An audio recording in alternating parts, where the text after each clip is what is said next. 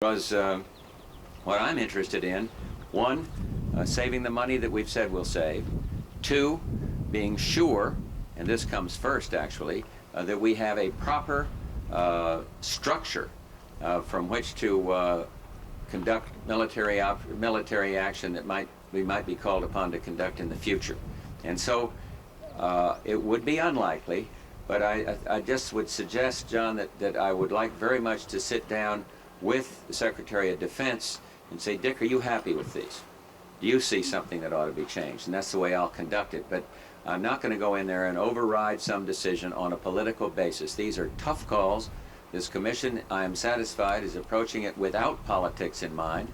I was in the Congress. I know the old rule about cutting it out, but cutting it in the other guy's district. And we simply cannot approach something as sensitive and as important to our national security as base closing in that manner. And so I will resist I won't participate in any political call, but I will, I do reserve the right upon receipt of the Commission's report, I think it comes directly to me, to discuss it with the Secretary of Defense after he's had an opportunity to talk to the chiefs about it. Yeah. Follow on that question. Can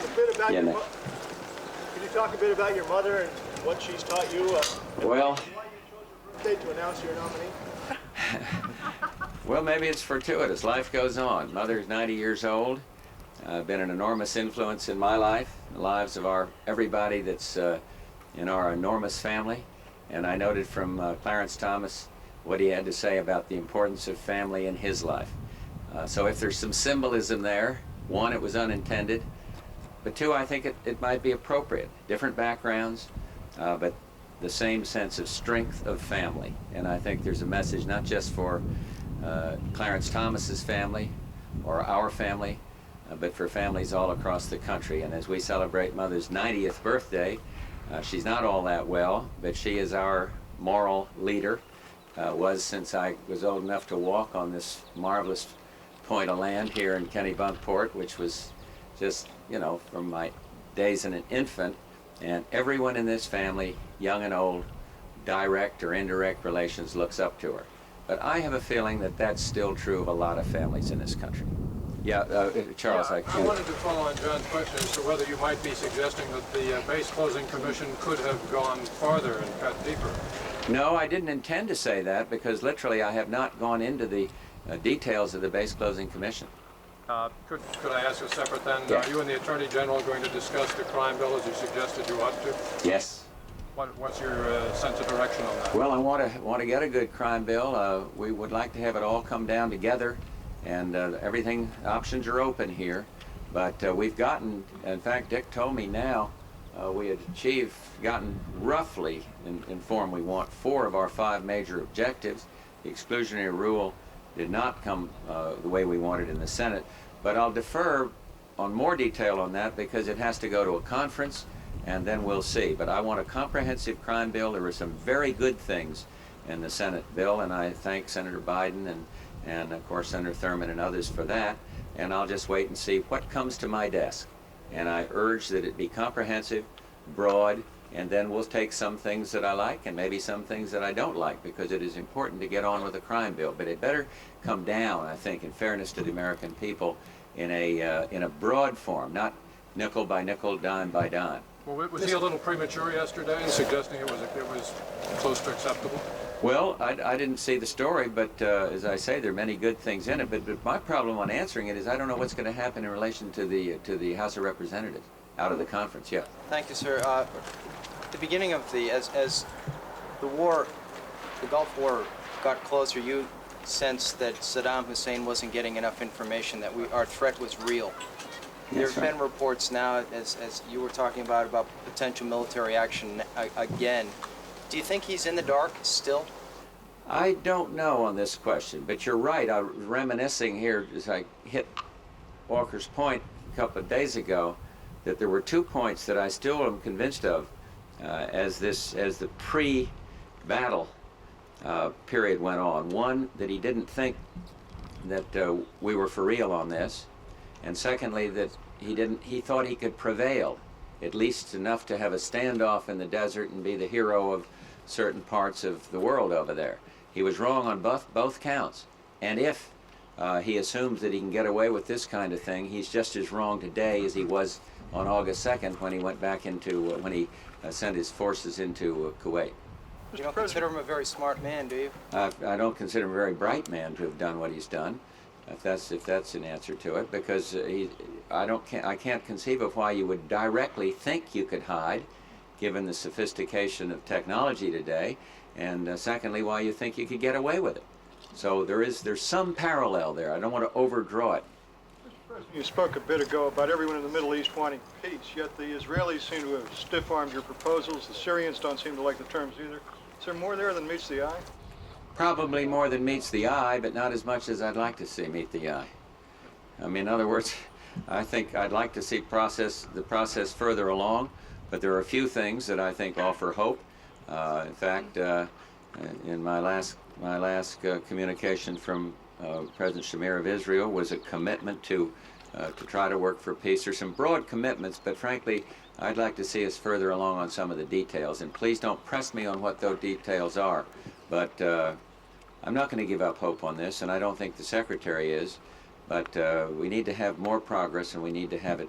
We need to have it sooner. I am told that the credibility of the United States for being the catalyst for peace is still very, very strong and very good, not only in Israel, but in the Arab countries as well. So that is an ingredient that wasn't there before, that's still there, that I hope will lead to peace. It's been suggested that the United States might just call a peace conference and see who shows up. Is that an option? Well, I don't want to go into options, but yes, I've seen suggestions of that nature. And at some point, I think I owe the American people my view of the details I'm not willing to discuss right now. And that wouldn't bother me one bit, to get up and say, here's what we've been trying to do. So there's no time frame on anything of that nature, but I think there's a lot of people wondering what in the world is going on. And I've invoked quiet diplomacy and the need for confidentiality, but I can't do that forever. I just simply can't do it. I owe it to the American people, and I think to people around the world, to say, hey, here's what the United States thinks is a good formula. Yeah. Mr. President, In reminiscing about, No, go ahead. In reminiscing about the war, can I ask you your comments about your feelings about what's happening in Kuwait since the end of the war? With Yes. the atrocities there. Your feelings about it? Do you think there's Well, the war any wasn't... reason to believe there's the democratic forms will take Well, let me say this, and I hope it doesn't come out wrong. The war wasn't fought about democracy in Kuwait. The war was fought about aggression against Kuwait. Having said that, the Kuwaitis have said that they want to move towards the democratic process, and I hope they do, and they should. This would be good. I think one thing that concerned people were the trials. There are different standards for law in all countries, but we want to see fair trials, open trials. I was a friend of mine in our government, who's quite knowledgeable on history, reminded me of what it was like in France after the liberation of France in World War II. I remember some of it, although I was in the Pacific Theater. And the people that were liberated did not take kindly to those that had sold out to the Nazis. I think we're expecting a little much if we're asking the people in Kuwait to take kindly to those that had spied on their countrymen that were left there, that had brutalized families there, and things of that nature. Having said that, I believe, and I've recommended this to the Kuwaitis, the most open, fair trial, free justice system is the best. It works best. It gets confidence back in your country. So I can understand the outrage. I'll give you one other example. Martial law. We had some problems, why martial law? And it was explained to me, many citizens over there against the law have weapons. Many of them that were in opposition to the Kuwaiti regime, threatening, using the weapons, showing the weapons when the Iraqis were in power, now keeping the weapons. And they so told me that martial law was essential if they were going to go in and disarm the people that had been helping the enemy. I can understand that. But again, what I'd like to see is as much respect for what we see as legal principles as possible. Yeah, Susan, this guy hadn't had one. 1, 2, and that's it. unless you peel. 3? Back to the G7 for a minute. Are you at all concerned that at all the publicity with Mr. Gorbachev, the plight of the Eastern European countries is not going to get enough attention here? And do you feel any obligation on the part of the Western democracies to guarantee to them the same aid, whatever it is, that Gorbachev walks away with? You mean the Eastern European democracy? They have already done the sorts of things that he's only beginning to think about. I think we got two different questions. But we must not send a signal to Eastern Europe, hey, we're neglecting you, you're on your own, figure it out for yourselves, we're going to turn our attention to Moscow. I don't think it has to be an either-or choice. The Eastern European countries are moving. They need certain kinds of assistance. They're getting some. They're making some progress. They still have problems. But I think your question raises for me a very good point. We don't want to send a signal of neglect or that we think that they should be cut loose to fend for themselves. But there are many things we can do and are doing in Eastern Europe, and that they should not be reduced as we work together to try to figure out how to get the Soviet market, how to get the Soviet economy, how to get the Soviet system moving along the same lines of the Eastern Europeans. This is it's a world problem. It's not a United States problem. And, you know, it comes up, and I don't want to get too philosophical out here in the sun, but it comes up in another context because people in South America are saying, with this major goal of helping reform in the Soviet Union and to some degree in Eastern Europe, are you going to neglect us? And one of the reasons we're having these, I think, very important appearances and a lot of diplomacy going along with it is that we want to reassure the democracies in this hemisphere, which is all but one country from being a totally democratic hemisphere, that we're not going to neglect them. So you raise a good point. We are not going to neglect Eastern Europe, but we are going to work with the others. And everyone knows that we're dealing at this juncture with limited resources. We are in this country. We've got an enormous deficit problem. Other countries have economies that have done worse than ours. And so we've got to be realistic and find ways to help move these people towards market economies, open political systems, is when our advice is sought. And that's what we're trying to do. Who was the second one? Yeah. Mr. President, thank you. Some weeks ago, you said you were very close to a decision on MFN for the Soviet Union. Have you made that decision? Do you expect to do it before London? Is it tied up in the SALT negotiation? No, it's not tied up in SALT. It's tied up on a trade agreement, and I think that's the only remaining problem. Trade agreement, and maybe Bob, come help me on that. When do we think that'll be resolved? There are a couple of minor technical problems in the trade agreement because of laws that have been passed subsequent to its signature by the Soviet legislature. There are technical problems. We think they're being worked out, but it should take too long. And it's not caught up in the other. Last one. Yeah. No, right behind you. Sorry. It's okay. Mr. President, Second I'm just to last curious, one. did you consult anyone else outside of your administration about your Supreme Court nominee? And did I understand you correctly to say that you made your final decision, was it last night in your living room here or this morning? Well, it was actually, when I say final, the I was dotted and the T crossed up here just a little bit before lunch. But I'd all, just to be very candid about it, all but made my mind up when I invited Judge Thomas up here. As I thought of any hypothetical things that could go wrong, I couldn't think of any. But so much so that I don't think he felt confident enough after our conversation yesterday. I don't think he told his wife, for example, that he was to be the nominee. But and on your first part of your question, no, I stayed with the recommendatory process because many others talk to others.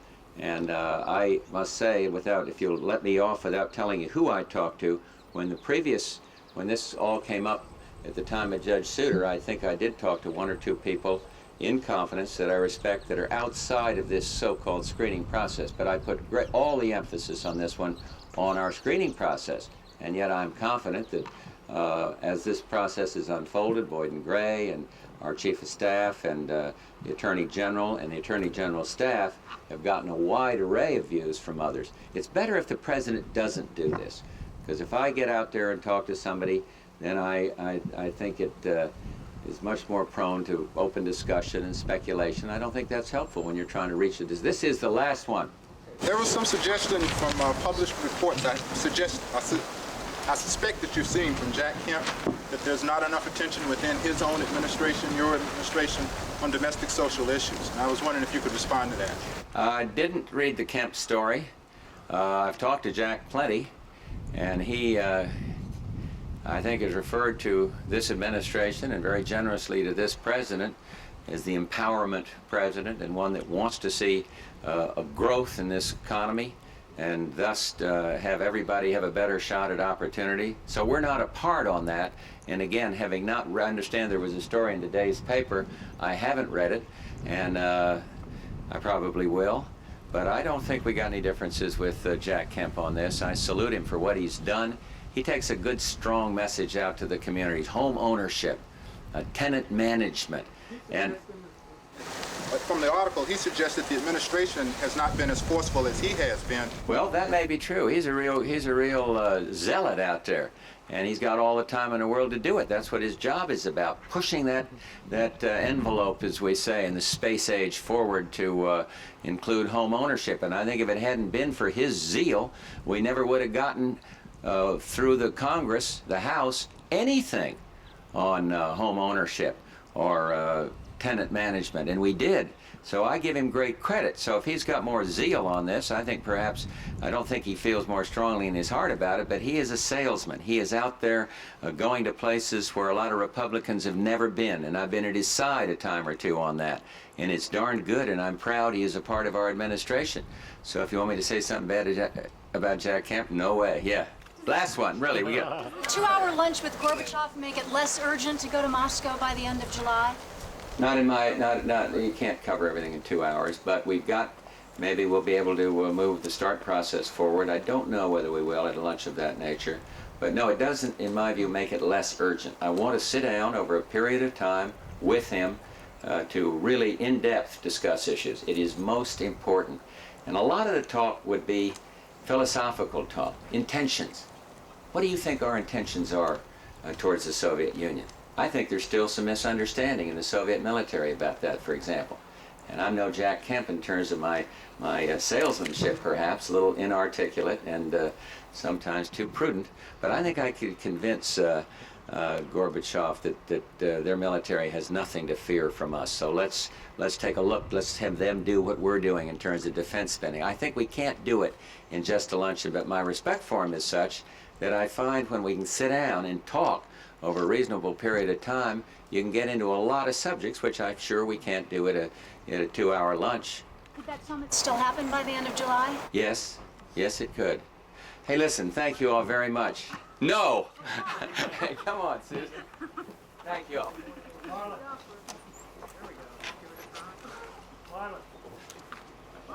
Marlon. Marlon.